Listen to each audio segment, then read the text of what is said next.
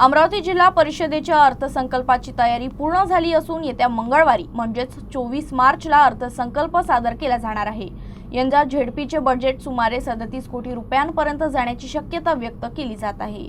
महापालिका बजेटच्या तयारी दरम्यान जिल्हा परिषदेच्या अर्थसंकल्पाची तयारीही पूर्ण झाली आहे। येत्या 24 मार्चला सकाळी 11 वाजता सीईओ संजीता महापात्रा यांच्या हस्ते हा अर्थसंकल्प सादर केला जाणार आहे। मागील वर्षी सुमारे 29 कोटी रुपयांचा अर्थसंकल्प सादर करण्यात आला होता। यंदा मात्र विविध विभागांच्या वाढलेल्या मागण्या आणि विकास कामांचा विचार करता बजेटमध्ये 7 ते 8 कोटी रुपयांची वाढ होण्याची शक्यता आहे। त्यामुळे यंदा अर्थसंकल्प जवळपास 37 कोटी रुपयांपर्यंत पोहोचू शकतो। शिक्षण, आरोग्य, ग्रामीण, पाणी पुरवठा, बांधकाम, महिला व बालकल्याण आणि कृषी या महत्त्वाच्या विभागाकडून निधीची मागणी करण्यात आली आहे। विशेष म्हणजे जिल्हा परिषदेत मागील 3 वर्षांपासून प्रशासक राजवट असल्यानं यंदाही सलग चौथ्यांदा अर्थसंकल्प प्रशासनाकडूनच सादर होणार आहे।